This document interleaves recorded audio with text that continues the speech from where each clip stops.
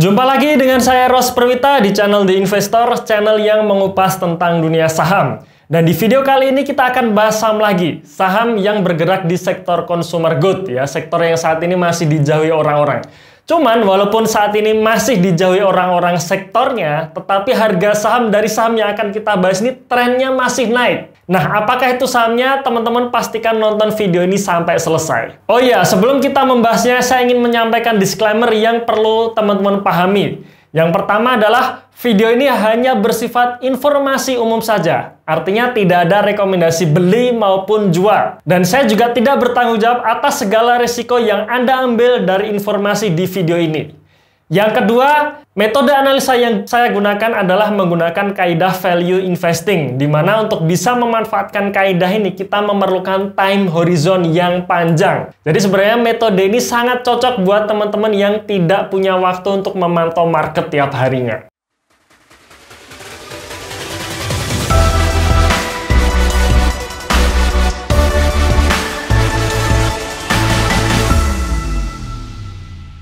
Oke, saham yang akan kita bahas ini adalah salah satu saham yang kita masukkan ke dalam watchlist ya, dalam ebook 35 watchlist saham. Jadi kami sudah merangkum saham-saham yang menurut kami masih undervalue dan cocok untuk investasi jangka menengah sampai jangka panjang. Ya, jadi sekali lagi untuk investing bukan untuk trading ya. Ada 35 watchlist saham ya. Untuk mendapatkan ebook ini teman-teman silahkan berlangganan di website kami www.theinvestor.id atau teman-teman bisa langsung klik linknya di dalam deskripsi di video ini.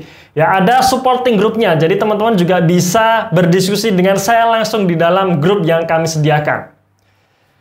Nah, sahamnya adalah saham ADES ya, atau perusahaan Akasya International. Jadi Akasya International atau saham dengan kode emiten ADES ini adalah saham yang atau perusahaan yang bergerak di sektor consumer good, yang dimana produk-produknya antara lain adalah di bidang minuman ya, minuman, kemudian ada makanan juga dan ada kosmetik ya. Ini adalah produk-produk yang bisa kita jumpai dalam keseharian kita. Nah, mungkin teman-teman juga salah satu pemakainya ya, mungkin ya. Kemudian yang kedua kita lihat pergerakan harga sahamnya secara atau sejak 1 tahun kemarin ya, sejak bulan Maret tahun 2020 kemarin saat terjadi corona untuk pertama kalinya di Indonesia. Nah, sejak bulan Maret tahun kemarin sampai sekarang, artinya hanya dalam waktu 1 tahun lebih sedikit, harga sahamnya sudah naik 200%. Ya, jadi ini kenaikan yang menurut saya sangat bagus ya untuk kategori investing gitu. Dan saya pun juga masih meyakini bahwa tren dari harga saham ini juga masih akan lanjut naik. Kenapa demikian? Ini analisa yang saya gunakan ya, yang saya pakai.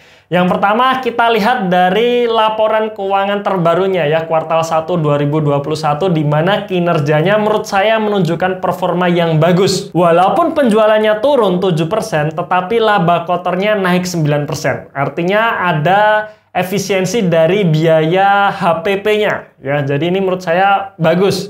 Kemudian laba bersihnya juga naik 124%.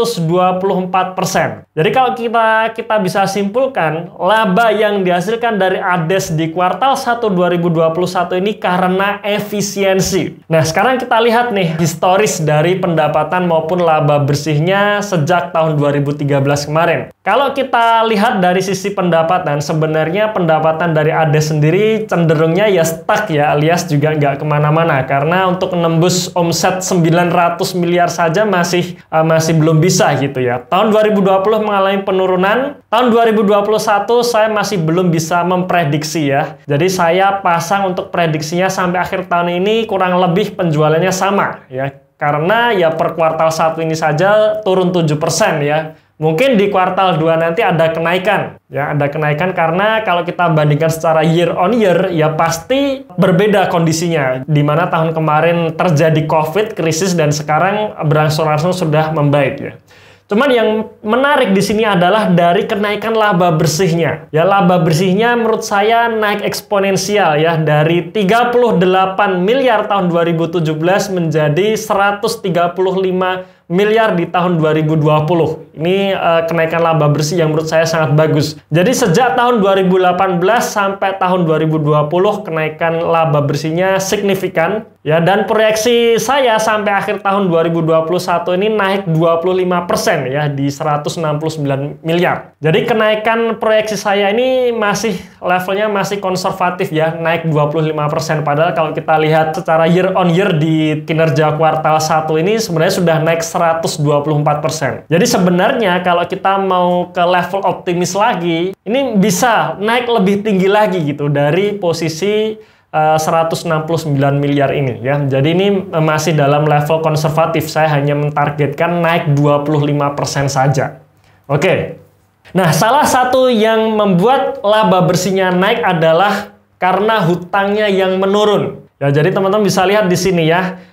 Debt to equity ratio dari ADES ini menurun ya. Dan dari ini adalah hanya saya hitung hutang banknya saja. Ya, hutang bank maupun penerbitan obligasi, karena itu adalah hutang-hutang yang menyebabkan membuat beban keuangan naik ya dan menggerus laba bersih ya. Makanya saya hanya menghitung hutang bank dan penerbitan obligasi saja. Dan untuk ADES sendiri sangat bagus ya, dimana tahun 2018 turun dari 47% menjadi 35%, 2019 turun, dan tahun 2020 nol. Ya, jadi bayangkan ya, di tahun 2020 saat perusahaan-perusahaan sedang berusaha untuk survive, ya, saat perusahaan-perusahaan masih kesulitan untuk membuat cash flow baru, tetapi ADES ini justru bisa membuat cash flow yang bisa membuat hutangnya menjadi nol. Jadi ini menurut saya bagus, dan ini relevan ya, ketika hutangnya turun, laba bersihnya naik ya. Tahun 2018 laba bersihnya mulai naik, salah satunya ya hutangnya yang menurun, bahkan sekarang nol.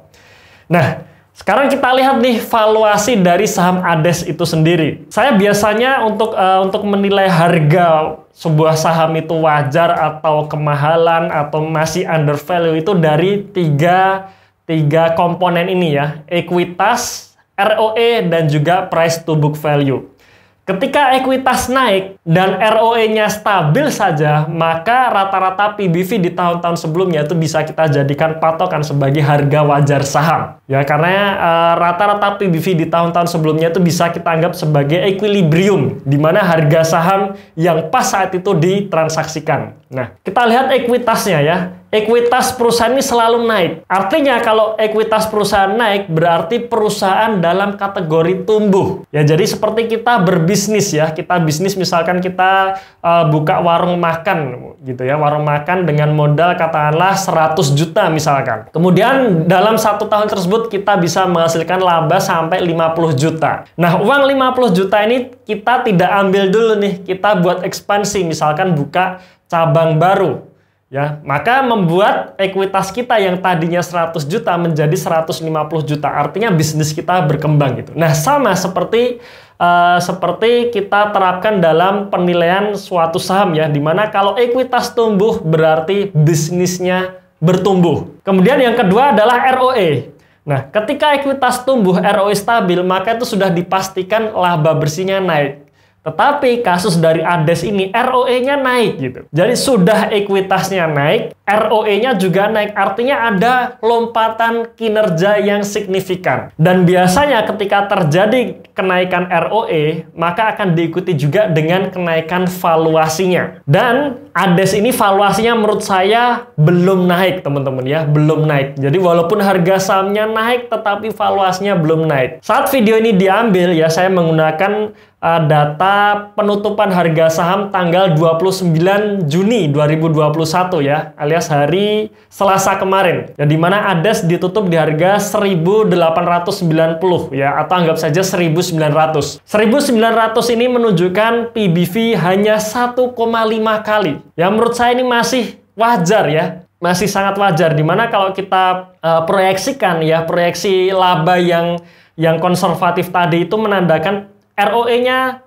naik 22%. ROE naik 22% untuk PBV yang 1,5 kalinya, menurut saya ini masih kategori wajar ya, bahkan cenderung masih murah. Dari sini sebenarnya bisa kita simpulkan. Yang pertama, kinerja perusahaan mengalami pertumbuhan dengan efisiensi yang baik ya. Artinya memang pertumbuhan perusahaan ini didasari oleh efisiensinya. Ya, di mana hutangnya nol, kemudian ada lompatan bersih perusahaan seiring dengan menurunnya hutang, pertumbuhan ekuitas yang konsisten, dan kenaikan ROE yang agresif. Ya, jadi di sisi fundamental perusahaan ADES menurut saya bagus.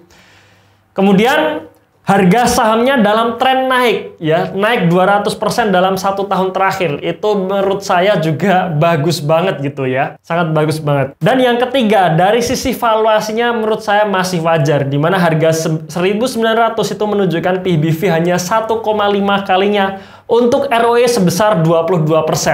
Dan sekali lagi ya, ROE 22% ini karena saya hanya memproyeksikan kenaikan laba di tahun ini hanya 25%. Ya, padahal di awal tadi kita sudah sepakat ya, kita sudah melihat sendiri ya bahwa laba bersihnya naik 124% ya.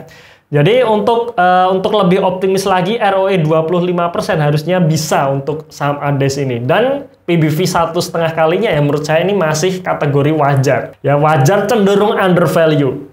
Karena kalau kita lihat rata-rata valuasi saham consumer good itu selalu di atas 3 kali. Ya, bahkan kita bicara mengenai saham SIDO, valuasinya 7 kali. Kita bicara misalkan saham ICBP ya, valuasinya antara 3 sampai 4 kali. Ya, jadi untuk valuasi ADES di 1,5 kali PBV ini menurut saya masih layak gitu ya, masih murah dan masih wajar. Nah, cuman ada catatannya ya, notes-nya buat saham ADES ini, sahamnya tidak liquid ya, artinya kalau tidak liquid berarti teman-teman harus investing kalau ingin beli saham ADES ini ya. Investing kalau ke saham yang tidak liquid menurut saya tidak masalah, tetapi kalau untuk trading maka liquid menjadi suatu keharusan ya. Jadi kita bedakan nih antara investing dengan trading. Oke, mungkin itu sekilas review dari saham ADES ya, salah satu saham yang kita masukkan dalam 35 watchlist saham undervalue. Silahkan teman-teman dapatkan e-booknya dengan cara klik linknya di dalam deskripsi di video ini atau kunjungi website kami www.theinvestor.id. Terima kasih sudah menonton sampai akhir. Tunggu video kami selanjutnya dan salam Passive Income.